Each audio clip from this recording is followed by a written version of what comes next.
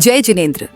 अगर आपको ऐसी जैन ज्ञानवर्धक कहानियां सुनना पसंद है तो हमारे जैन संसार चैनल को जरूर सब्सक्राइब करें। आज हम आपको ले चलेंगे एक ऐसी यात्रा पर जहां करुणा, शौर्य और वैराग्य की त्रिवेणी बहती है। हम जानेंगे जैन धर्म के 22वें तीर्थंकर भगवान अरिष्ट नेमि के अद्भुत जीवन चरित्र को, जिन्हें नेमिनाथ के नाम से भी पूजा जाता है। उनका जीवन, जो शंख के चिन्ह से सुशोभित है, हमें सिखाता है कि सच्ची शक्ति आत्म संयम और परहित में निहित है। तो चलिए डूबते हैं भक्ति और ज्ञान के इस सागर में और अनुभव करते हैं उस महापुरुष की कहानी, जिन्होंने समस्त बाधाओं और कर्मों के बंधनों को छिन्न भिन्न कर दिया और हमें मुक्ति का शाश्वत मार्ग दिखाया। तैयार हो जाइए एक ऐसी कथा सुनने के लिए जो आपके मन को झकझोर देगी और आत्मा को एक नई दिशा प्रदान करेगी। हे भव्य आत्माओं, आज हम उन भगवान अरिष्ट नेमिनाथ की वंदना करते हैं, जिन्होंने विषय वासनाओं का पूर्णतः त्याग कर दिया और जिनके अंतराय कर्म अर्थात पुण्य कार्यों में बाधा डालने वाले कर्म समूल नष्ट हो गए। उन्हीं परम पूज्य को हमारा शत शत नमन। तीर्थंकर परंपरा में भगवान अरिष्ट नेमि का 22वां स्थान है और वे करुणा के ऐसे अवतार थे कि दूसरों के दुखों को दूर करने के लिए अपना सर्वस्व न्योछावर कर देने वालों में अग्रगण्य माने जाते थे।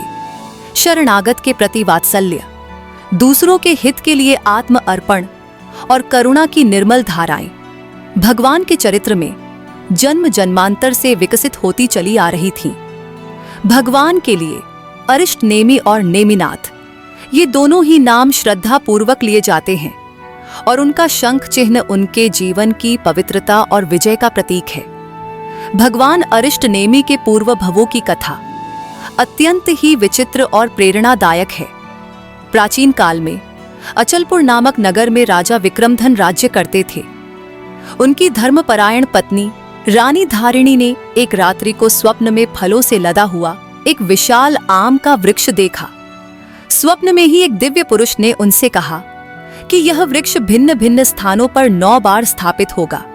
जब रानी ने यह स्वप्न राजा को सुनाया तो वे स्वप्न फल बताने वाले सामुद्रिक शास्त्र के ज्ञाताओं के पास पहुंचे। उन्होंने यह तो बता दिया कि रानी निश्चय ही किसी महापुरुष को जन्म देगी, किंतु आम्र वृक्ष के 9 स्थानों पर स्थापित होने का रहस्य क्या है, यह प्रश्न अनुत्तरित ही रह गया। समय आने पर घोषित परिणाम सत्य सिद्ध हुआ और रानी धारिणी ने एक तेजस्वी पुत्र को जन्म दिया, जिसका नाम धनकुमार रखा गया। धनकुमार का विवाह सिंह राजा की सुपुत्री धनवती के साथ बड़े ही धूमधाम से संपन्न हुआ। एक दिन जब युवराज धनकुमार वन विहार के लिए गए हुए थे तो उन्होंने तत्कालीन ख्याति प्राप्त चतुर्विद ज्ञानी वसुंधर मुनि को धर्मोपदेश देते हुए देखा। उत्सुकतावश वे भी उस धर्म सभा में सम्मिलित हो गए। अद्भुत संयोग था कि महाराजा विक्रमधन भी अपने पुत्र के पीछे पीछे मुनिराज की देशना सुनने के लिए वहां आ पहुंचे। अवसर पाकर महाराजा ने मुनिराज के समक्ष अपनी पत्नी द्वारा देखे गए उस रहस्यमयी स्वप्न की चर्चा की और अपनी जिज्ञासा प्रस्तुत करते हुए उस अनुत्तरित प्रश्न को हल करने का निवेदन किया कि वृक्ष के 9 बार स्थापित होने का आखिर क्या तात्पर्य है। वसुंधर मुनि गहन ध्यान में लीन हो गए और कुछ समय पश्चात उन्होंने बताया कि इस प्रश्न का उत्तर पाने के लिए उन्हें दूरस्थ स्थान पर विराजमान केवली भगवान के समक्ष यह समस्या प्रस्तुत करनी होगी। मुनिराज ने वैसा ही किया और लौटकर स्वप्न के उस अंश की विस्तार पूर्वक व्याख्या करते हुए कहा, हे राजन, आपका यह पुत्र धनकुमार एक के पश्चात एक भव पार करता हुआ, विभिन्न योनियों में जन्म लेता हुआ, अपने पुण्य कर्मों का संचय करता हुआ 9वें भव में 22वें तीर्थंकर के रूप में इस धरा पर अवतरित होगा। और सचमुच यही घटित भी हुआ। उन्हीं माता पिता विक्रमधन और धारिणी के पुत्र के रूप में विभिन्न परिस्थितियों और नामों के साथ बार बार धनकुमार ने जन्म लिया। माता पिता और पुत्र तीनों के भव परिवर्तित होते रहे, पुण्य का संचय होता रहा और अपने अंतिम मानव भव से पूर्व धनकुमार का जीव 9वें भव में 22वें तीर्थंकर भगवान अरिष्टनेमि के रूप में अवतरित हुआ। भगवान पर अपने पूर्व जन्मों के सुसंस्कारों का इतना गहरा प्रभाव था कि वे प्रारंभ से ही करुणा और दया की प्रतिमूर्ति थे। इसी कारण वे करुणावतार कहलाए। उनके पूर्व भवों में से एक ऐसे ही प्रेरणादायक भव का परिचय यहाँ प्रस्तुत है, जब धनकुमार का जीव, जो आगे चलकर अंतिम भव में भगवान अरिष्टनेमि के रूप में जन्मा, अपराजित कुमार के रूप में इस धरती पर आया था। युवराज अपराजित शौर्य और शक्ति में जितने महान थे, उतने ही वे करुणा, सहानुभूति और कोमल भावनाओं से परिपूर्ण एक सुहृदयी व्यक्ति भी थे। उन्होंने अपना संपूर्ण जीवन ही सेवा के महान व्रत का पालन करने में समर्पित कर दिया था। वे निरंतर विचरणशील रहते और जहां कहीं भी उन्हें कोई सहायता का पात्र मिलता, वे तुरंत उसकी सेवा में जुट जाया करते थे। दीन दुखियों को आश्रय देना और उनकी रक्षा करना कुमार अपराजित का स्वभाव बन चुका था। एक बार का प्रसंग है, कुमार अपने एक अभिन्न मित्र के साथ वन भ्रमण के लिए निकले हुए थे। घोड़े की पीठ पर सवार दोनों मित्रों ने जब खूब भ्रमण कर लिया और उन्हें प्यास सताने लगी, तो वे एक शीतल जल के स्रोत पर पहुंचे। कुमार जैसे ही जल से अपनी प्यास बुझाने वाले थे कि अचानक कोई आर्त, दुखी व्यक्ति अत्यंत ही दयनीय अवस्था में आकर उनके चरणों पर गिर पड़ा। वह व्यक्ति बुरी तरह डरा हुआ था, मृत्यु के भय से थरथर कांप रहा था। उसने कातर स्वर में राजकुमार से अपने प्राणों की रक्षा करने की प्रार्थना की। उसे घोर विपत्ति में फंसा हुआ जानकर कुमार अपराजित ने उसे अपनी शरण प्रदान की और अभय दान दिया। उसे धैर्य बंधाया कि जब तक वह उनकी शरण में है, कोई उसका बाल भी बांका नहीं कर सकता। इसी समय उसी दिशा से शस्त्रों से लैस एक गुस्साई हुई भीड़ वहां आ पहुंची, जो उस व्यक्ति को ललकार रही थी और उसे पकड़ने के लिए आगे बढ़ रही थी। कुछ ही पलों में जब वह भीड़ समीप आ गई, तो कुमार को झात हुआ कि ये लोग पास के ही राज्य के राज कर्मचारी हैं। उन लोगों ने कुमार से कहा, राजकुमार, इस व्यक्ति को हमें सौंप दीजिए। यह कोई साधारण व्यक्ति नहीं, बल्कि एक घोर अपराधी है। चोरी, डकैती, हत्या जैसे अनेक जघन्य अपराध इसने किए हैं। हमारा राज्य इसे नियमानुसार दंडित करेगा। कुमार अपराजित वास्तव में अब एक गंभीर धर्म संकट में फंस गए थे।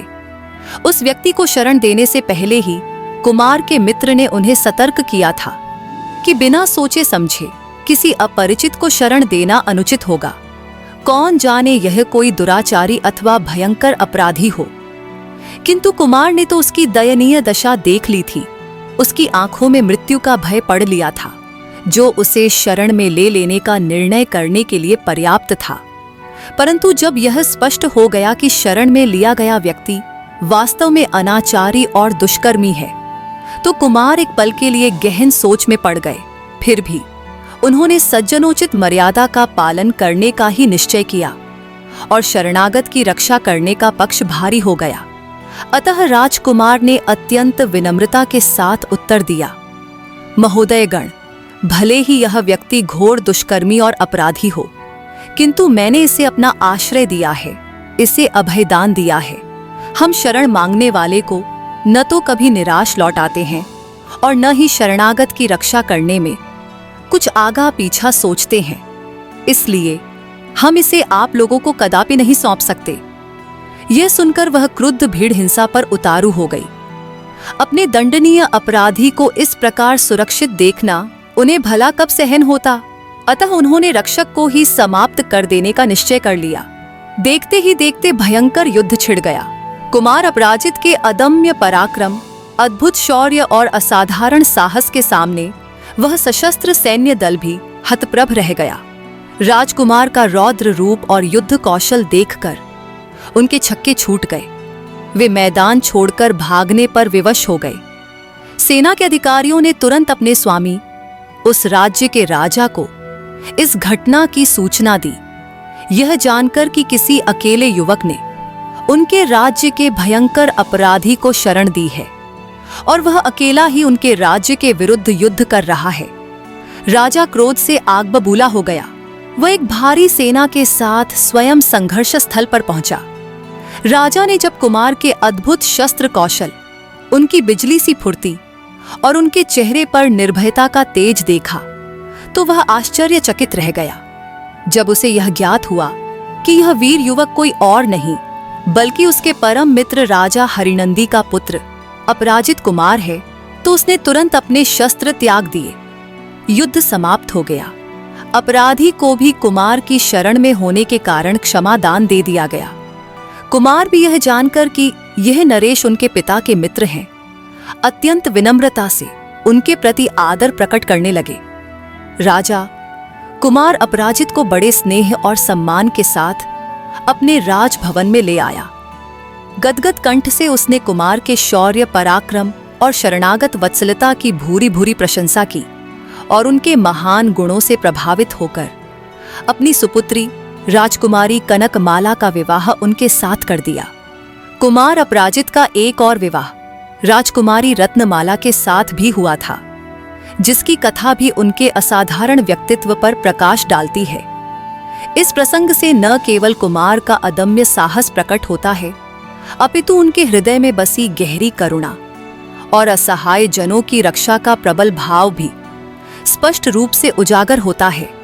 एक बार कुमार अपने प्रिय मित्र विमल के साथ वन विहार का आनंद ले रहे थे। प्रकृति की मनोहारी छटा को देखकर उनका मन प्रफुल्लित हो रहा था। तभी दूर कहीं से एक अत्यंत करुण पुकार उनके कानों में पड़ी। किसी नारी कंठ से निकली वह आर्तवाणी हृदय को विदीर्ण कर देने वाली थी। कोई स्त्री अत्यंत संकट में है और सहायता के लिए पुकार रही है, ऐसा आभास होते ही दोनों मित्र ध्वनि की दिशा में तीव्र गति से अपने अश्व दौड़ाते हुए बढ़ गए। एक स्थान पर घनी वनस्पतियों के झुरमुट के पीछे से किसी क्रूर पुरुष का कर्कश स्वर सुनाई देने लगा। साथ ही किसी स्त्री की दबी दबी सिसकियों का आभास भी होने लगा। मित्र विमल और कुमार अपराजित ने पल भर में ही परिस्थिति की गंभीरता का अनुमान लगा लिया और उस असहाय स्त्री की रक्षा के प्रयोजन से वे और आगे बढ़े। तभी उस स्त्री का दृढ़ स्वर उनके कानों में पड़ा, मैं केवल वीर अपराजित कुमार को ही अपने पति के रूप में वरण करूंगी। तुम कितना ही प्रयत्न क्यों न कर लो, चाहे मुझे अपने प्राण ही क्यों न देने पड़े, पर तुम्हारी यह कुत्सित कामना कभी पूरी नहीं हो सकती। इसके उत्तर में कोई दुष्ट व्यक्ति कर्कश और क्रूर स्वर में उसे धमकियां दे रहा था। बोल, तू मुझे पति रूप में स्वीकार करती है या नहीं? यदि नहीं तो मैं अभी तेरे टुकड़े टुकड़े कर दूंगा। परिस्थिति की नाजुकता को देखकर सिंह की भांति छलांग लगाकर कुमार अपराजित उस स्थान पर पहुंच गए। उन्होंने देखा कि एक सुंदर युवती भयभीत अवस्था में भूमि पर पड़ी थी और लाल लाल नेत्रों वाला एक बलिष्ठ क्रूर युवक उस पर अपनी तलवार से वार करने ही वाला था कि कुमार ने उसे ऊंचे स्वर में ललकारा, ओ कापुरुष, तुझे लज्जा नहीं आती एक निहत्थी अबला पर शस्त्र उठाते हुए? उस क्रूर युवक की क्रोधाग्नि में जैसे किसी ने घी डाल दिया हो। वह गुस्से से भभक उठा और बोला, सावधान, हमारे पारस्परिक प्रसंग में तुम हस्तक्षेप मत करो, अन्यथा मेरी यह तलवार पहले तुम्हारा ही काम तमाम करेगी। यह स्त्री तो अपनी नीचता और हठ धर्मिता के कारण आज किसी भी हालत में बच नहीं सकेगी। वह युवक तो क्रोधाभिभूत होकर अनाप शनाप बकने में ही लगा हुआ था, किंतु कुमार अपराजित ने समय न गंवाते हुए अद्भुत साहस और फुर्ती के साथ उस दुष्ट युवक पर प्रहार कर दिया। असावधान होने के कारण वह युवक गहरी चोट खाकर तुरंत धरती पर गिर पड़ा और पीड़ा से चीत्कार करने लगा। उसे गंभीर घाव लगे थे और उसके शरीर से रक्त का फव्वारा छूट पड़ा था। अपनी शक्ति का सारा गर्व वह पल भर में ही भूल गया था। राजकुमार इस निश्चेष्ट पड़े युवक को देखते रहे और अपने मन में उठने वाली उस गूंज को सुनते रहे जो उन्हें आश्चर्य में डाल रही थी। यह अपरिचिता बाला मुझसे विवाह करने पर इतनी दृढ़ प्रतिज्ञ कैसे है? कौन है यह? क्या कोई पूर्व जन्म का संबंध है? सोचते सोचते कुमार की दृष्टि उस अबला की ओर मुड़ी। अब वह कुछ आश्वस्त सी खड़ी थी और अपनी मौन कृतज्ञता कुमार के प्रति व्यक्त कर रही थी। संरक्षण पाकर वह आतंक से मुक्त हो गई थी। उसके चेहरे पर एक नई आभा दिखाई दे रही थी। इसी समय उस दुष्ट युवक को कुछ चेतना आई। वह अपने गंभीर घावों की असहनीय पीड़ा के कारण बुरी तरह कराह रहा था। उसका मुख पीड़ा और भय से निस्तेज हो चला था। तभी राजकुमार ने उससे प्रश्न किया, कौन हो तुम और इस सुंदरी बाला को इस प्रकार क्यों परेशान कर रहे थे? आखिर चाहते क्या हो तुम इससे? वह युवक अब गिड़गिड़ाकर कहने लगा, हे वीर पुरुष, तुमने इस स्त्री पर ही नहीं, मुझ पर भी बहुत बड़ा उपकार किया है। तुमने मुझे एक भयंकर पाप करने से बचाया है। मैं वास्तव में बहुत दुष्ट हूं। मैंने बड़ा ही घोर दुष्कर्म करने का विचार किया था। तुम्हारे समय पर आ जाने से मैं क्षण मात्र रुककर उस युवक ने अपनी कमर से एक जड़ी निकाली और कुमार को देते हुए कहा, कृपया इसका लेप मेरे इन घावों पर कर दो। स्वस्थ होकर मैं तुम्हें सारा वृत्तांत विस्तार से सुना दूंगा। सहृदय कुमार अपराजित ने शत्रुता भूलकर उसकी भी सेवा की। उस जड़ी के प्रयोग से उसे शीघ्र ही स्वस्थ कर दिया। बाद में उसने जो घटना सुनाई, उससे सारे तथ्यों पर इस प्रकार प्रकाश पड़ा। यह अनिंद्य सुंदरी युवती, जिसका नाम रत्नमाला था, एक विद्याधर राजा की कुमारी थी और वह युवक भी एक अन्य विद्याधर का पुत्र था। रत्नमाला की अनुपम रूप माधुरी पर वह अत्यंत मुग्ध था और उससे विवाह करना चाहता था। उसने इसके लिए अनेकों प्रयत्न किए, किंतु वह किसी भी प्रकार सफल न हो पाया। किसी भविष्यवक्ता ने राजकुमारी रत्नमाला को बताया था कि उसका विवाह राजकुमार अपराजित के साथ ही होना निश्चित है। तभी से वह अपने मन में कुमार अपराजित की ही कल्पना में खोई रहती थी और उन्हीं को अपना पति मान चुकी थी। भला ऐसी स्थिति में वह उस विद्याधर युवक के विवाह प्रस्ताव को कैसे स्वीकार कर लेती? बार बार असफल होने पर उस युवक ने यह अंतिम और भयंकर कदम उठाया था। वह छल से उसे इस निर्जन वन में ले आया था, जहां भय दिखाकर वह राजकुमारी को अपनी पत्नी बनने के लिए विवश कर देना चाहता था। उसकी योजना थी कि इस अंतिम प्रयास में भी यदि रत्नमाला अपराजित के साथ विवाह का विचार छोड़कर उसे पति रूप में स्वीकार नहीं करेगी, तो वह उसे जीवित ही अग्नि में झोंक देगा। सारी कथा सुनाकर वह युवक अपने किए पर घोर पश्चाताप प्रकट करने लगा और कुमार से उनका परिचय पूछने लगा। जब उसे यह ज्ञात हुआ कि ये कोई और नहीं बल्कि स्वयं राजकुमार अपराजित हैं, तो वह आश्चर्यचकित और साथ ही अत्यधिक प्रसन्न भी हुआ। वह बोल उठा, कैसा अद्भुत और सुंदर सुयोग है। हे कुमार, अब आप ही अपनी इस प्रियतमा को संभालिए। मेरा उद्धार करके आपने मुझे जिस उपकार के भार से दबा दिया है, वह मुझ पर सदा ही बना रहेगा। इसी समय अपनी पुत्री की खोज करते करते रत्नमाला के पिता विद्याधर राजा भी उस ओर आ पहुंचे।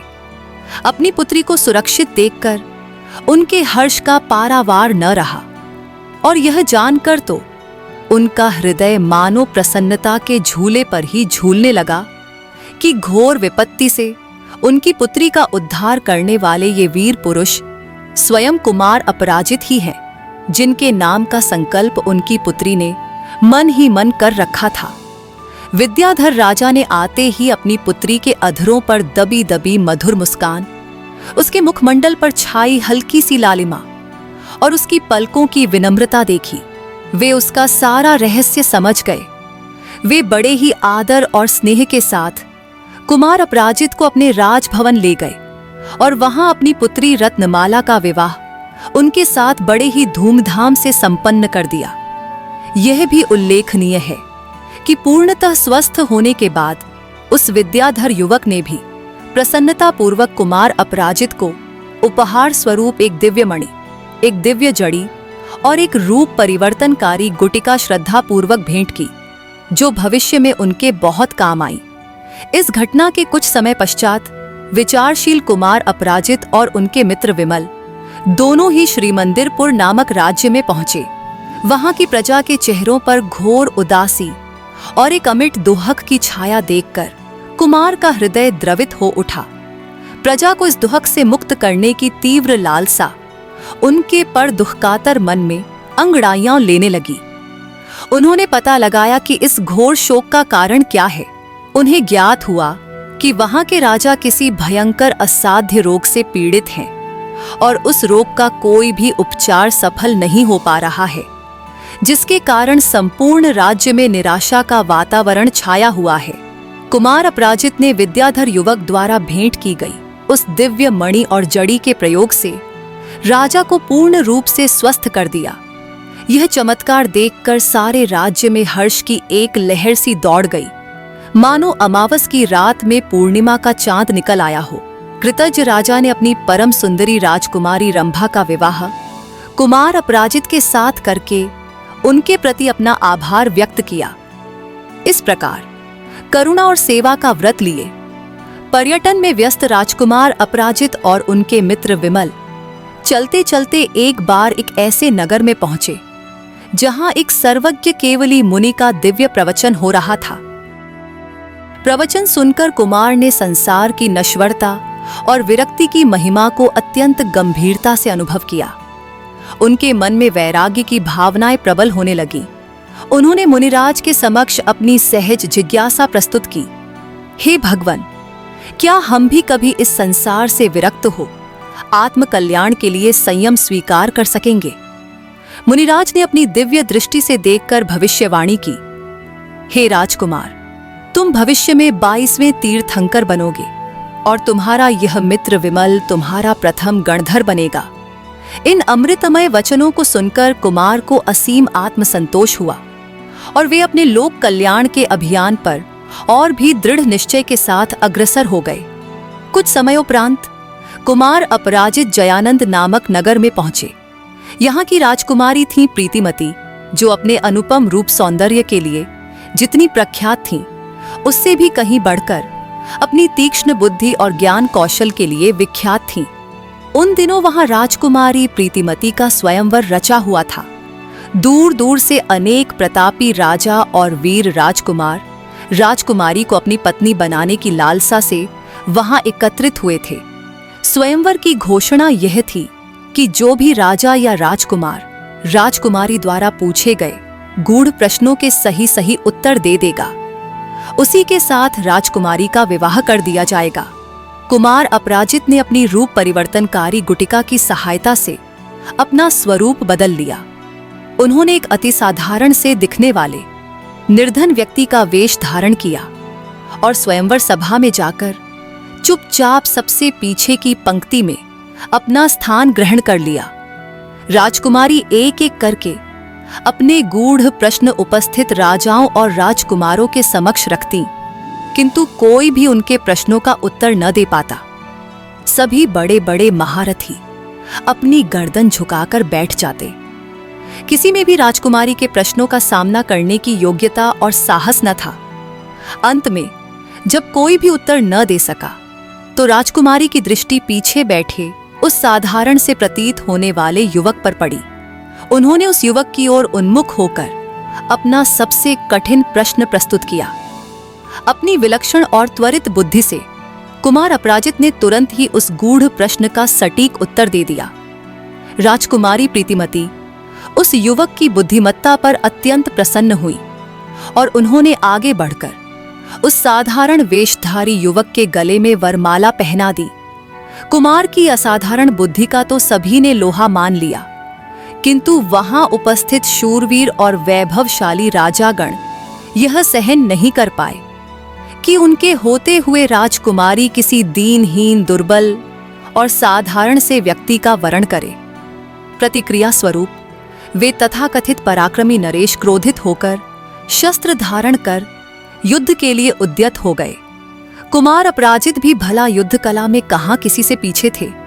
देखते ही देखते स्वयंवर का वह सरस वातावरण युद्ध की विभीषिका से विभत्स हो उठा। बुद्धि के स्थान पर अब उस स्थल पर बाहुबल के करतब दिखाए जाने लगे। अपराजित कुमार ने अपनी बुद्धि का अद्भुत कौशल दिखा चुकने के पश्चात जब अपना पराक्रम प्रदर्शन प्रारंभ किया तो सभी उपस्थित जन दंग रह गए। उनके युद्ध कौशल और शौर्य से यह बात छिप न सकी कि यह साधारण सा दिखाई देने वाला युवक कोई और नहीं बल्कि स्वयं वीर शिरोमणि कुमार अपराजित हैं। अपने मन के अनुकूल शूरवीर और बुद्धिमान पति प्राप्त कर राजकुमारी प्रीतिमती का मन मयूर भी आनंद से नाच उठा। दोनों का विवाह पूर्ण उल्लास और उत्साह के साथ संपन्न हो गया। यहाँ यह भी विशेष रूप से उल्लेखनीय है कि कुमार अपराजित और राजकुमारी प्रीतिमती का दाम्पत्य संबंध अनेक पूर्व भवों में भी रह चुका था और अपने 9वें आगामी भव में भी। जब अपराजित कुमार का जीव भगवान अरिष्टनेमि के रूप में जन्मा तो उनका यह गहन स्नेह संबंध किसी न किसी रूप में राजीमती के स्वरूप में प्रीतिमती से बना रहा, जो उनकी भावी पत्नी और फिर सहधर्मिणी बनी। इस प्रकार परोपकार और लोक कल्याण के अपने महान अभियान को सफलतापूर्वक पूर्ण करते हुए कुमार अपराजित अपनी राजधानी लौट आए। अपने इस लंबे प्रवास के दौरान कुमार ने जिस अद्वितीय बुद्धि और बल का कौशल दिखाया था, उससे संपूर्ण राज्य में हर्ष और उल्लास का वातावरण व्याप्त हो गया। कुमार के महान परोपकारों के कारण प्रजाजनों के मन में उनके प्रति गर्व का भाव भर गया। पुत्र वियोग में दुखी माता पिता के हृदय भी अपने वीर पुत्र को सकुशल वापस पाकर आनंदित हो उठे। महाराज हरिनंदी अब काफी वृद्ध भी हो चुके थे। उन्होंने उचित अवसर जानकर कुमार अपराजित का राज्याभिषेक कर दिया और समस्त राजसत्ता उन्हें सौंपकर स्वयं आत्म कल्याण के मार्ग पर अग्रसर हो गए। वन में जाकर तपस्या करने लगे। महाराज होकर अपराजित अपरिमित सुखों एवं वैभव के पूर्ण उपभोगाधिकारी तो हो गए थे, किंतु किसी भी प्रकार उनका मन इन सांसारिक विषयों और भोग विलास में नहीं लग पाया। वे प्रायः उदासीन और अंतर्मुखी रहने लगे। उन्होंने यह भली भांति अनुभव कर लिया था कि उनके जीवन का वास्तविक प्रयोजन इन मिथ्या सांसारिक जालों में उलझना नहीं, अपितु जन कल्याण करना है। उन्हें इस संसार को मोक्ष का सच्चा मार्ग दिखाना होगा। उनकी कुशल शासन दक्षता और न्यायप्रियता ने अल्प समय में ही संपूर्ण राज्य में सुख और शांति का साम्राज्य स्थापित कर दिया था। प्रजा प्रत्येक प्रकार से सुखी और संपन्न थी। महाराजा अपराजित को इसका प्रत्यक्ष प्रमाण यह देखकर मिला कि राजोद्यान में सुंदर और मूल्यवान वस्त्राभूषण धारण किए एक साधारण व्यापारी का पुत्र भी पूर्ण प्रसन्न चित्तता और निर्भयता के साथ विचरण कर रहा था, किंतु उसके अगले ही दिन उन्हें जीवन की कटु नश्वरता का भी अत्यंत मार्मिक अनुभव हो गया। जब उन्होंने उसी वैभवशाली और स्वस्थ युवक की शवयात्रा देखी, उन्हें यह बोध हुआ कि संसार का कितना भी बड़ा वैभव, शक्ति या रूप सौंदर्य क्यों न हो, कोई भी जीवन की क्षण भंगुरता से रक्षा नहीं कर सकता। यह देखकर उनका मन एकदम उदास और दुखी हो उठा, संसार से पूर्णतः विरक्त हो गया। जब रानी प्रीतिमती ने अपने पति राजा अपराजित की इस गहन उदासी का कारण सुना, तो वे भी संसार की असारता को समझकर उसके प्रति विरक्त हो गईं। दोनों ने ही राजपाट और समस्त सांसारिक सुखों का त्याग कर संयम का कठोर मार्ग स्वीकार कर लिया और उग्र तपश्चर्या में लीन हो गए। आत्मशुद्धि के लिए कठोर साधनाएं करने लगे। अपनी इस कठोर तपस्या और साधना के फलस्वरूप दोनों को स्वर्गलोक की प्राप्ति हुई, किंतु वहां भी उनका पारस्परिक स्नेह संबंध ज्यों का त्यों ही बना रहा, अटूट रहा। स्वर्गिक सुखों के उपभोग की अवधि समाप्त होने पर मुनि अपराजित का जीव शंख नामक राजा के रूप में जन्मा और रानी प्रीतिमती का जीव उनकी पतिव्रता रानी यशोमती के रूप में अवतरित हुआ। अपनी निरंतर साधना और पुण्य कर्मों के बल पर अंततः शंख राजा का जीव मृत्यु पश्चात अपराजित नामक देव विमान में देव रूप में उत्पन्न हुआ, जहां से उनका अगला जन्म तीर्थंकर के रूप में होना निश्चित था। अब हम भगवान अरिष्टनेमि के उस जन्म की कथा की ओर बढ़ते हैं, जहां वे तीर्थंकर पद को प्राप्त हुए। भारतवर्ष में यमुना नदी के सुरम्य तट पर स्थित शौर्यपुर नामक एक समृद्ध राज्य था, जहां किसी समय परम प्रतापी महाराज समुद्र विजय का शासन था। वे दशार्ह कहलाने वाले 10 भाई थे और महाराजा समुद्र विजय उन सभी में ज्येष्ठतम थे, अतः वे प्रथम दशार्ह कहलाते थे।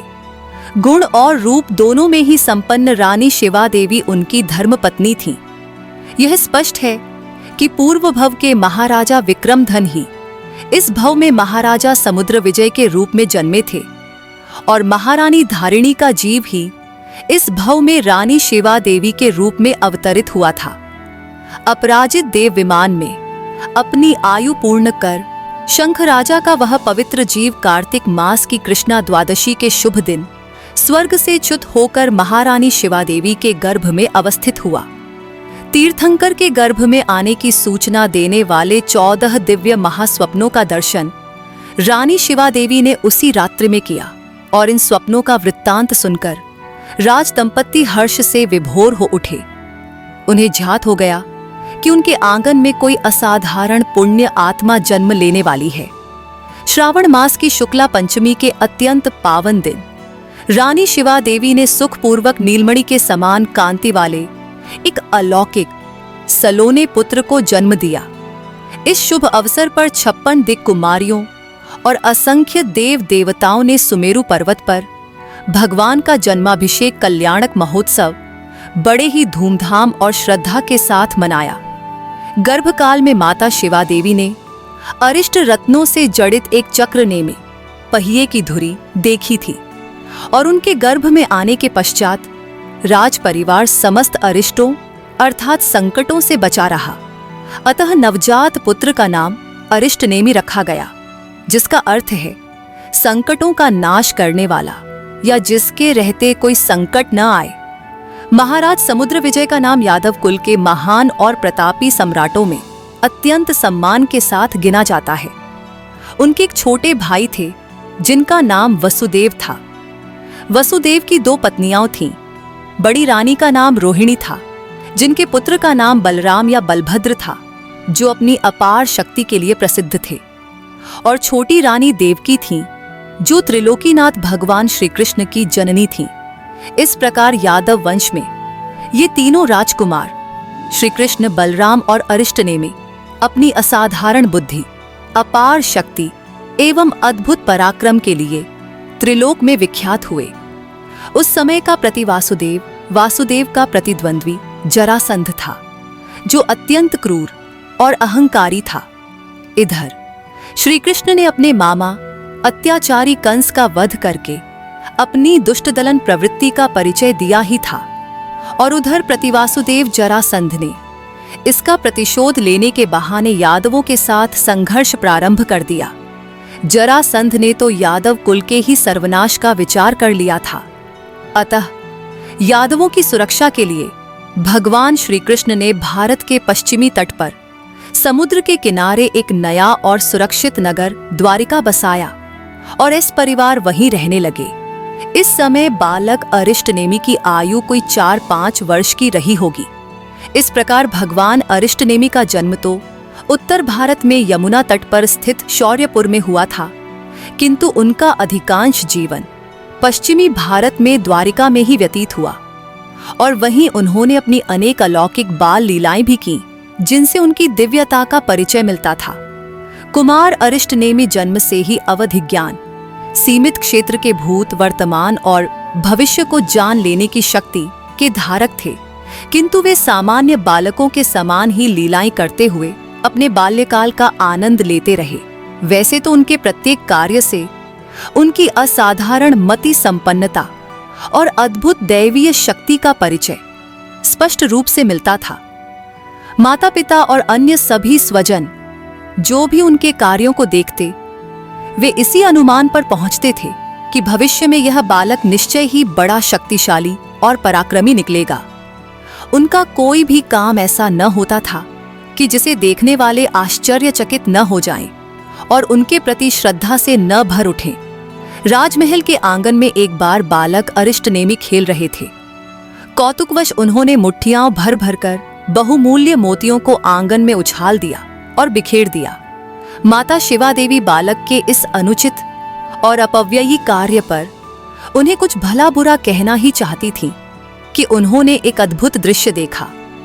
जहां जहां वे मोती गिरे थे, वहां वहां तत्क्षण सुंदर और हरे भरे वृक्ष उग आए थे, जिन पर मोतियों की असंख्य राशियां फलों के समान लदी हुई थीं। यह देखकर वे एक बारगी आश्चर्य के सागर में निमग्न हो गईं। कुछ पलों के पश्चात जब वे इस विस्मय से बाहर निकली तो उन्होंने बालक अरिष्टनेमि से कहा, पुत्र, कुछ और मोती बो दो ताकि और भी ऐसे वृक्ष उगें। तब भगवान ने मुस्कुराते हुए उत्तर दिया, माता समय पर बोए हुए बीज या मोती ही फलदायी होते हैं। तब से यह एक सूक्ति, एक कहावत के रूप में बहुप्रचलित हो गई, जो हमें समय के महत्व का बोध कराती है। जब क्रूर जरासंध ने अपना प्रतिशोध पूर्ण करने के लिए द्वारिका पर आक्रमण कर दिया, तो श्री कृष्ण ने अपूर्व साहस और शौर्य के साथ उसका सामना किया। कुमार अरिष्टनेमि भी इस युद्ध में सम्मिलित हुए थे। उनमें इतनी असीम शक्ति थी कि वे चाहते तो अकेले ही क्षण भर में जरासंध का संहार कर सकते थे, किंतु वे अपनी अवधिज्ञान शक्ति से यह भली भांति जानते थे कि प्रति वासुदेव जैसे जरासंध का वध वासुदेव जैसे श्री कृष्ण के हाथों ही होना नियति में लिखा है। अतः उन्होंने सीधे तौर पर हस्तक्षेप नहीं किया और जरासंध का वध श्री कृष्ण के द्वारा ही हुआ। अरिष्टनेमि इस युद्ध में सम्मिलित अवश्य हुए और उन्होंने यादव सेना का मनोबल बढ़ाया, किंतु उन्होंने स्वयं किसी का भी वध नहीं किया, जो उनके अहिंसक स्वभाव का परिचायक था। कुमार अरिष्टनेमि अद्वितीय और अतुलनीय शक्तिशाली थे। अभी वे पूर्ण रूप से युवा भी न हो पाए थे कि एक बार वे कौतुकवश श्री कृष्ण के विशाल शस्त्रागार में पहुंच गए। वहां उन्होंने श्री कृष्ण का अत्यंत कांतिपूर्ण और शक्तिशाली सुदर्शन चक्र देखा, जिसके विषय में उन्हें वहां उपस्थित कर्मचारियों द्वारा बताया गया कि इस दिव्य चक्र को केवल वासुदेव श्री कृष्ण ही उठा सकते हैं और किसी में तो इसे छूने तक की भी शक्ति नहीं है। यह सुनकर बालक अरिष्टनेमि ने उसे देखते ही देखते खेल खेल में अपनी छोटी उंगली पर उठा लिया और उसे तीव्र गति से चक्रित कर दिया, घुमा दिया। आयुधशाला के सभी कर्मचारी यह देखकर हड़बड़ा गए और भयभीत होकर बोल उठे, रुक जाइए कुमार, रुक जाइए, अन्यथा भयंकर अनर्थ हो जाएगा। यह चक्र अनियंत्रित होकर विनाश कर सकता है। और कुमार ने शांत भाव से उस चक्र को पुनः यथास्थान रख दिया, मानो कोई साधारण खिलौना हो। अब वे आयुधशाला को घूम घूम कर देखने लगे। तभी उनकी दृष्टि भगवान श्री कृष्ण के प्रसिद्ध 5 जन्य शंख पर पड़ी। उन्होंने उसे उठाकर सहज ही फूंक दिया। उस दिव्य शंख की गंभीर और मधुर ध्वनि से संपूर्ण द्वारिकापुरी गूंज उठी। श्री कृष्ण ने जब यह ध्वनि सुनी तो उन्हें बड़ा विस्मय हुआ, क्योंकि उनके अतिरिक्त कोई अन्य 5 जन्य शंख को इस प्रकार निनादित नहीं कर सकता था। अतः उन्हें यह शंका हुई कि क्या कोई अन्य वासुदेव इस धरती पर जन्म ले चुका है। वे तुरंत लपककर आयुधशाला में आए और वहां जो कुछ उन्होंने देखा उससे उनके विस्मय का कोई पार नहीं रहा। बालक कुमार अरिष्टनेमि उनके विशाल और भारी धनुष शारंग को खिलौने की भांति उठाकर उसकी प्रत्यंचा चढ़ा रहे थे और टंकार कर रहे थे। उस दिन श्री कृष्ण को कुमार अरिष्टनेमि की अद्भुत और असीम बलशालिता का यथार्थ परिचय मिल गया। श्री कृष्ण ने तब अरिष्टनेमि से कहा, नेमि, मैं तुम्हारे बाहुबल की प्रत्यक्ष परीक्षा करना चाहता हूं। दोनों भाई व्यायामशाला में पहुंचे। यादव कुल के अनेक वीर और जन सामान्य यह कौतुक देखने के लिए वहां एकत्रित हो गए। श्री कृष्ण ने अपनी बलशाली भुजा फैलाई और कुमार अरिष्टनेमि से कहा कि इसे नीचे झुकाओ। कुमार ने क्षण मात्र में ही कमलनाल की भांति श्री कृष्ण की उस शक्तिशाली भुजा को सहज ही नमित कर दिया, झुका दिया। यह देखकर वहां एकत्रित जन समुदाय गदगद कंठ से कुमार की प्रशंसा करने लगे और उनके जयकारे लगाने लगे। अब श्री कृष्ण की बारी थी अरिष्टनेमि की भुजा को झुकाने की। उन्होंने अपनी समस्त शक्ति का प्रयोग कर लिया। वे अरिष्टनेमि की भुजा पर अपने दोनों हाथों से झूल तक गए, किंतु अरिष्टनेमि की भुजा थी कि रंच मात्र भी, एक तिल भर भी झुकी नहीं, वह पर्वत के समान अडिग रही। इस होड़ में पिछड़ जाने पर व्यक्त रूप से तो श्री कृष्ण ने कुमार अरिष्टनेमि की अलौकिक शक्ति की मुक्त कंठ से प्रशंसा की, किंतु उनके मन ही मन कुछ क्षोभ भी अवश्य हुआ। उन्होंने यह निष्कर्ष निकाला कि कुमार की इस अतुलनीय शक्ति का रहस्य उनका अखंड ब्रह्मचर्य और आत्मिक पवित्रता है। माता पिता और अन्य स्वजनों ने कुमार अरिष्टनेमि से पहले भी कई बार विवाह कर लेने का आग्रह किया था, किंतु वे कुमार से इस विषय में कभी स्वीकृति नहीं ले पाए थे, क्योंकि कुमार का मन सांसारिक बंधनों से परे था। अतः वे सब निराश थे कि कुल का यह दीपक कहीं वैराग्य की ओर न मुड़ जाए। ऐसी स्थिति में श्री कृष्ण ने एक नई युक्ति सोची। उन्होंने अपनी पटरानियों से कहा कि वे किसी भी प्रकार अरिष्टनेमि को मनाएं और उन्हें भी विवाह के लिए तैयार करें। श्री कृष्ण से प्रेरित होकर उनकी बुद्धिमती रानियों ने एक मनमोहक और सरस फाग उत्सव का आयोजन किया। कुमार अरिष्टनेमि को भी विशेष आग्रह करके उसमें सम्मिलित किया गया। रानियों ने इस अवसर पर अनेक प्रकार के हास परिहास और क्रीड़ाओं द्वारा प्रयत्न किए कि कुमार के मन में काम भावना को जागृत कर दें और उन्हें किसी भी प्रकार विवाह के लिए उत्सुक करें, किंतु उनके सभी प्रयत्न विफल रहे। कुमार का मन अडिग और शांत बना रहा। तब रानियां बड़ी निराश हुईं और कुमार से हाथ जोड़कर प्रार्थना करने लगीं, हे कुमार, हमारे यदुकुल में तो साधारण वीर भी कई विवाह करते हैं और गृहस्थ धर्म का पालन करते हैं। आप तो स्वयं वासुदेव श्री कृष्ण के अनुज हैं। इतने पराक्रमी और सर्वगुण संपन्न होकर भी अब तक अविवाहित हैं। यह हमारे महान वंश की प्रतिष्ठा के योग्य नहीं है। अतः आपको अब अवश्य ही विवाह कर लेना चाहिए। रानियों की इस दीन और स्नेहपूर्ण प्रार्थना पर कुमार अरिष्टनेमि किंचित मुस्कुरा पड़े थे। बस उनकी इस मौन मुस्कान को ही स्वीकृति समझकर रानियों ने उल्लासपूर्वक घोषणा कर दी कि कुमार अरिष्टनेमि ने विवाह करना स्वीकार कर लिया है। श्री कृष्ण ने जब यह सुना तो वे अत्यंत प्रसन्न हुए और उन्होंने तुरंत योग्य कन्या की तलाश आरंभ कर दी। उन्होंने सत्यभामा की छोटी बहन परम सुंदरी और गुणवती राजकुमारी राजीमती को कुमार अरिष्टनेमि के लिए सर्व प्रकार से योग्य कन्या पाया। श्री कृष्ण ने कन्या के पिता महाराजा उग्रसेन के समक्ष इस संबंध में प्रस्ताव रखा। महाराजा उग्रसेन तो ऐसे उत्तम संबंध का प्रस्ताव पाकर फूले न समाये। उन्होंने इस प्रस्ताव को तुरंत ही सहर्ष स्वीकार कर लिया। कुमार अरिष्टनेमि ने इन समस्त प्रयत्नों का खुलकर विरोध तो नहीं किया, किंतु न ही उन्होंने वाचिक रूप से अपनी पूर्ण स्वीकृति दी। वे मौन और कुछ उदासीन से ही बने रहे। यथा समय वर अरिष्टनेमि की अत्यंत भव्य और दर्शनीय बारात सजी।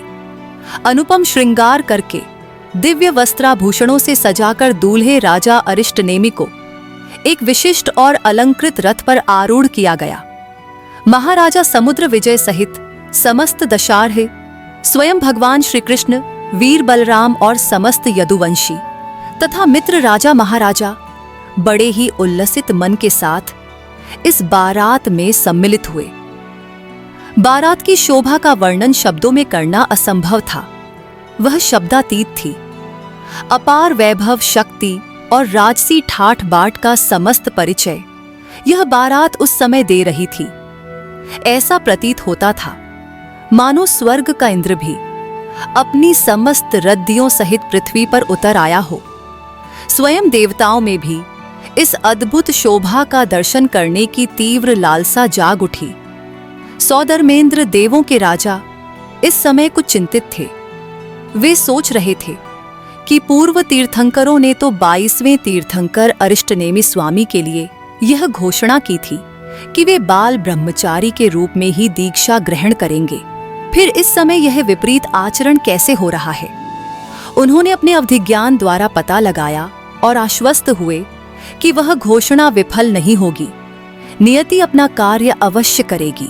वे किंचित तुष्ट हुए, किंतु फिर भी एक लीला करने के उद्देश्य से उन्होंने एक वृद्ध ब्राह्मण का वेश धारण किया और बारात के सामने आकर खड़े हो गए।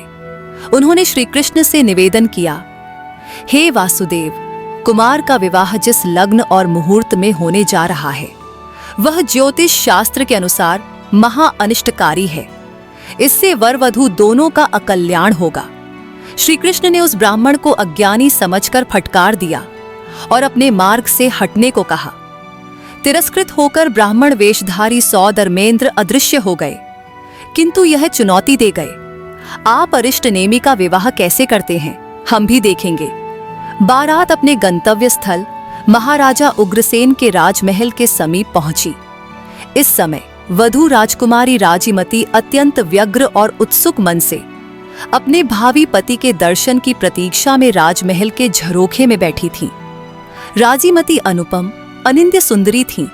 उनके रूप सौंदर्य पर तो देव बालाएं भी ईर्ष्या करती थीं, और इस समय तो उनके आभ्यंतरिक उल्लास और प्रेम की प्रत्याशा ने उनकी उस रूप माधुरी को सहस्र गुना और भी बढ़ा दिया था। किंतु तभी अचानक एक अशुभ शकुन से राजकुमारी का मन चिंता के सागर में डूब गया।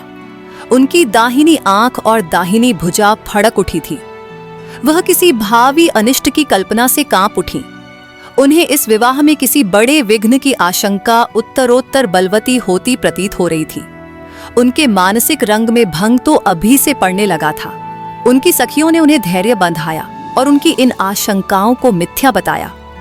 वे बार बार उन्हें उनके इस महाभाग्य का स्मरण कराने लगीं कि उन्हें त्रिभुवन के स्वामी भगवान अरिष्ट नेमि जैसा सर्वगुण संपन्न और अतुल पराक्रमी पति मिल रहा है।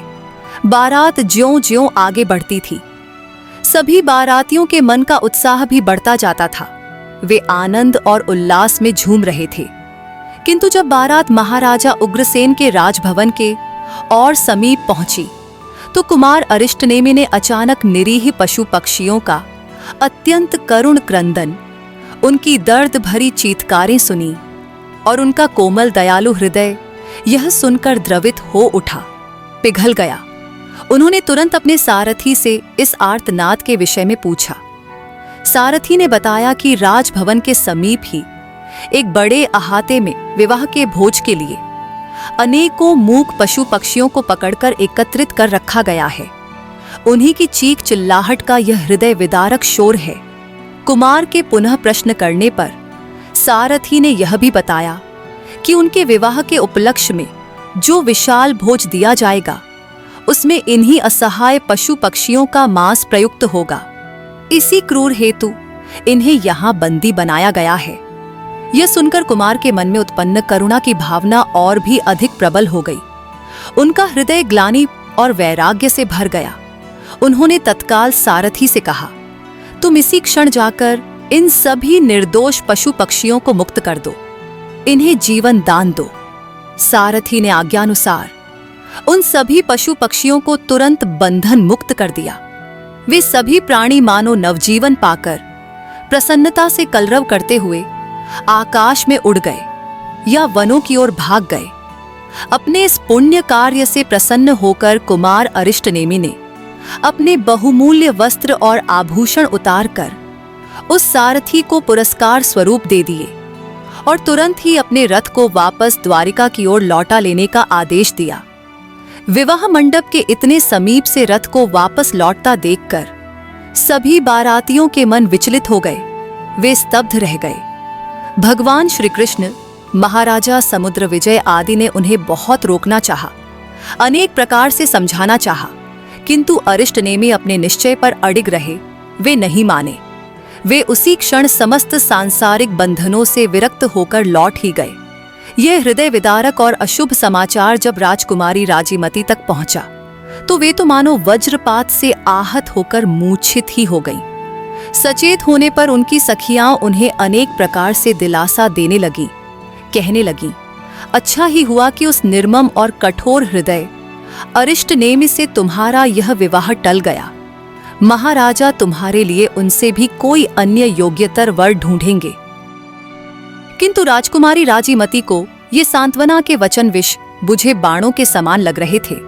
वह तो मन, वचन और कर्म से भगवान अरिष्ट नेमि को अपना पति स्वीकार कर चुकी थी। अतः किसी अन्य पुरुष की कल्पना को भी अपने मन में स्थान देना वह महापाप समझती थी।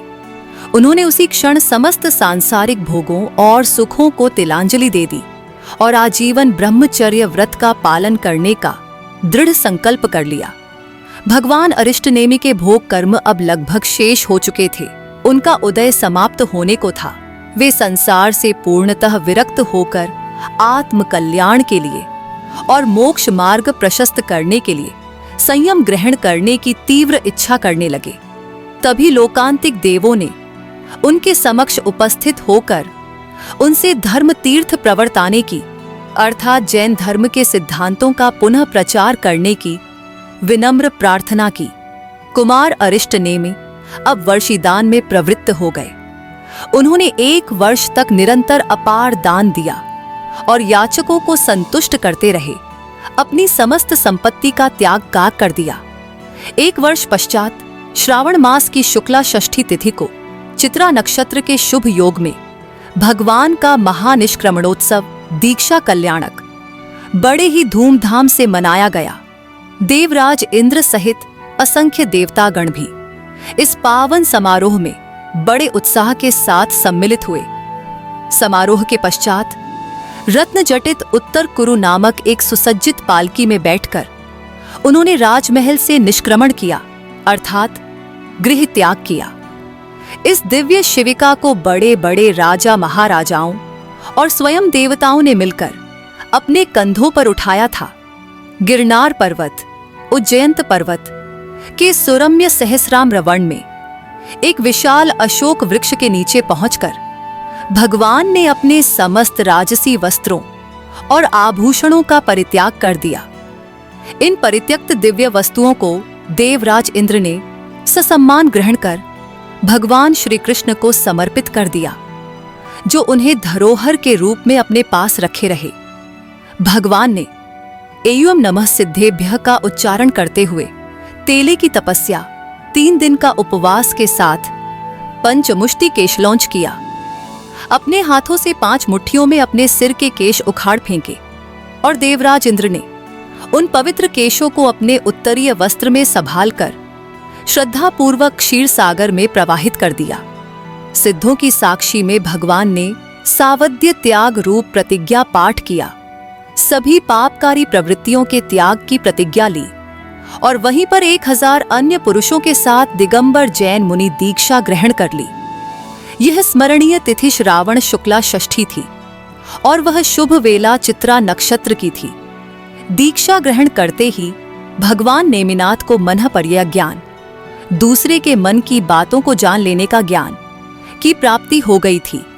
दीक्षा के आगामी दिवस गोचरी के लिए विहार करते हुए वरदत्त नामक एक धर्मपरायण ब्राह्मण के यहाँ प्रभु ने अष्टम तप, 3 दिन के उपवास के बाद चौथे दिन का पारणा करके परमान्न उत्तम खीर से पारणा किया।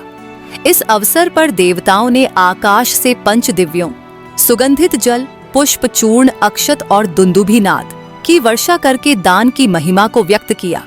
तदनंतर समस्त घाती कर्मों, ज्ञान, दर्शन, सुख और वीर्य को आच्छादित करने वाले कर्म के क्षय के लिए कठोर तप करने के संकल्प के साथ भगवान ने वहां से अन्यत्र प्रस्थान किया।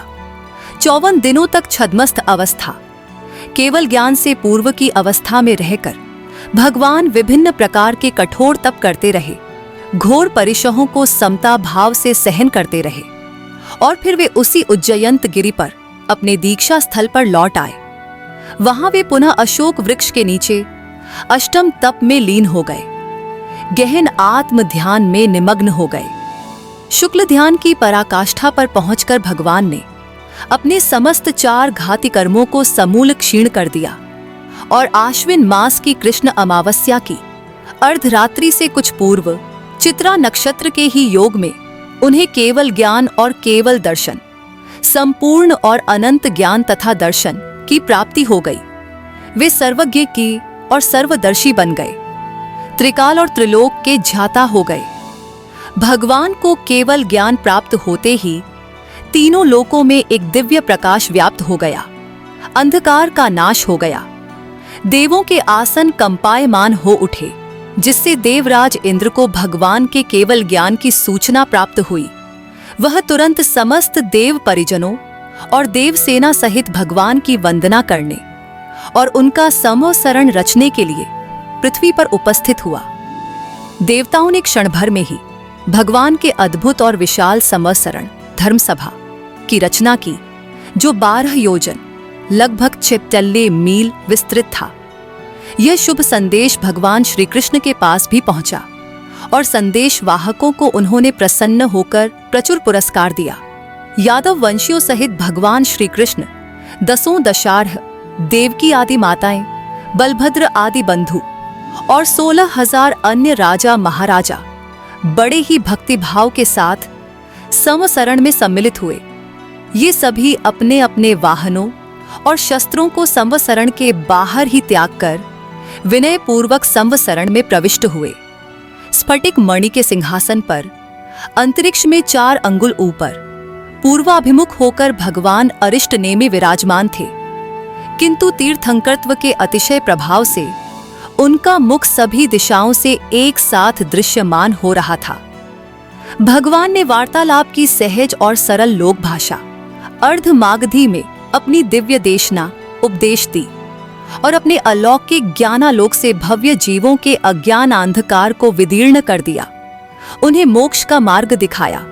प्रभु की विरक्ति उत्प्रेरक और अमृतमयी वाणी से प्रभावित होकर सर्वप्रथम राजा वरदत्त, जिन्होंने पारणा कराया था, ने प्रभु के चरणों में तत्काल ही दिगंबर मुनि दीक्षा ग्रहण कर ली और वे भगवान के प्रथम गणधर बने। इसके पश्चात 2000 अन्य क्षत्रियों ने भी मुनि दीक्षा ले ली। अनेकों भव्य जीवों ने श्रमण दीक्षा ग्रहण की। अनेक राजकन्याओं और श्रेष्ठजन की पुत्रियों ने भी भगवान के चरणों में आर्य का दीक्षा ली। इनमें से यक्षिणी आर्या को भगवान ने श्रमणी संघ साध्वी संघ की प्रवर्तिनी प्रमुख बनाया। दसों दशार्ह, महाराजा उग्रसेन, भगवान श्री कृष्ण, बलभद्र, प्रद्युम्न आदि ने श्रावक धर्म, गृहस्थों के व्रत और माता शिवा देवी, रोहिणी देवकी, रुक्मिणी आदि राज महिषियों ने श्राविका धर्म, गृहस्थ स्त्रियों के व्रत स्वीकार किया। इस प्रकार भगवान अरिष्टनेमि ने साधु, साध्वी, श्रावक और श्राविका रूप चतुर्विध संघ की स्थापना कर भाव तीर्थ की गरिमा से स्वयं को विभूषित किया और धर्म चक्र का प्रवर्तन किया। उधर राजकुमारी राजीमती अपने प्रियतम अरिष्टनेमि के वियोग में अत्यंत ही कष्टमय और वैराग्यपूर्ण समय व्यतीत कर रही थीं। जब भगवान के केवली हो जाने का शुभ संवाद उन तक पहुंचा तो वे हर्ष से विह्वल हो उठीं। उन्होंने सांसारिक सुखों को तो पहले ही त्याग दिया था। अब वे अपने पति के दिखाए मार्ग पर ही अग्रसर होने के लिए कृत संकल्प हो गईं। अपने दुखी और अनिच्छुक माता पिता से जैसे तैसे उन्होंने आज्ञा प्राप्त की और स्वयं ही अपने केशों का लुंचन कर श्वेत वस्त्र धारण कर आर्य का दीक्षा स्वीकार कर ली। स्वयं दीक्षा ग्रहण कर लेने के पश्चात उन्होंने अन्य अनेक राजसी और संभ्रांत स्त्रियों को भी दीक्षा दी और उन्हें अपने संघ में सम्मिलित किया। अनेक साध्वियों के अपने विशाल संघ के साथ वह केवली भगवान अरिष्टनेमि के चरणों की वंदना करने के लिए गिरनार पर्वत रेवताचल की ओर चल पड़ी, जहां उस समय भगवान विराजमान थे। मार्ग में सहसा घनघोर वर्षा होने के कारण ये सभी साध्वियां और स्वयं राजीमती भी पूर्णतः भीग गईं। वे सभी वर्षा से बचने के लिए अलग अलग कंदराओं, गुफाओं में शरण लेने के लिए गई। राजीमती ने भी एक एकांत कंदरा में जाकर अपने भीगे हुए वस्त्र उतारकर सूखने के लिए फैला दिए और स्वयं एक ओर ध्यानस्थ होने का प्रयास करने लगी। तभी उनकी दृष्टि उसी कंदरा में पहले से उपस्थित काम भावना से उत्तेजित रथनेमि पर पड़ी। रथनेमि, जो भगवान अरिष्टनेमि के छोटे भाई थे और स्वयं भी मुनि दीक्षा ले चुके थे, पहले भी राजकुमारी राजीमती से विवाह करने के इच्छुक थे, किंतु राजीमती ने उनकी इच्छा को ठुकरा दिया था। यहाँ इस एकांत अवसर पर राजीमती को अकेले और असहाय पाकर रथनेमि का संयम डिग गया और उन्होंने राजीमती के समक्ष अपना कुत्सित और पापपूर्ण प्रस्ताव रखा। इस समय रथनेमि भी संयम का वेश धारण किए हुए थे, किंतु उनका मन वासना से कलुषित हो चुका था। आर्यिका राजीमती ने उनकी घोर भर्त्सना करते हुए सिंहनी के समान गरज कर कहा, अरे निर्लज्ज, त्यागे हुए विषयों को वमन की हुई वस्तु के समान पुनः स्वीकार करते हुए तुम्हें लज्जा नहीं आती? धिक्कार है तुम्हारे इस मुनिवेश को, धिक्कार है तुम्हारी इस दुर्बुद्धि को। तुम उस महापुरुष के भाई हो जिसने कामदेव को भी जीत लिया और तुम ऐसी नीच हरकत कर रहे हो। राजीमती की सिंह गर्जना और कठोर फटकार से रथनेमि का विचलित मन पुनः धर्म में स्थिर हो गया। उन्हें अपनी भयंकर भूल का आभास हुआ और वे पश्चाताप की अग्नि में जलने लगे। भगवान के समवसरण में पहुंचकर रथनेमि ने अपने इस पाप पूर्ण विचार को स्वीकार किया और आलोचना प्रतिक्रमण के माध्यम से अपनी आत्मशुद्धि की। कठोर तपस्या और प्रायश्चित द्वारा उसने अपने कर्मों को नष्ट किया और अंततः वह भी शुद्ध बुद्ध और मुक्त होकर मोक्ष को प्राप्त हुआ। भगवान की वंदना कर आर्यिका राजीमती ने भी कठोर तप, व्रत और गहन साधनाओं द्वारा केवल ज्ञान प्राप्त किया और अंततः उन्हें भी निर्वाण पद का शाश्वत लाभ हुआ। भगवान अरिष्टनेमि लगभग 700 वर्षों तक केवली पर्याय में इस धरती पर विचरण करते रहे और अपनी दिव्य वाणी से लोक कल्याण करते रहे, भव्य जीवों को मोक्ष का मार्ग दिखाते रहे। भगवान का विहार क्षेत्र प्रायः सौराष्ट्र, वर्तमान गुजरात ही था।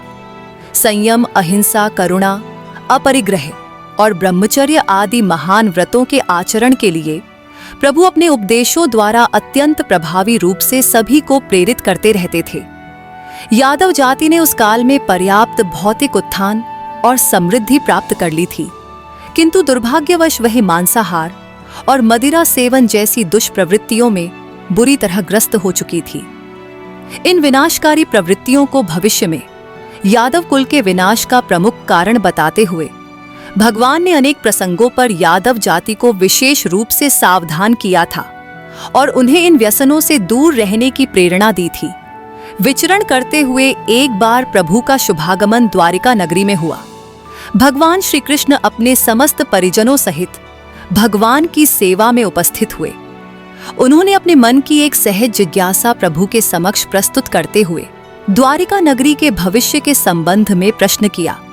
हे भगवान, क्या यह स्वर्ग के समान सुंदर और समृद्ध द्वारिकापुरी सदैव ऐसी ही बनी रहेगी या इसका भी कभी ध्वंस होगा?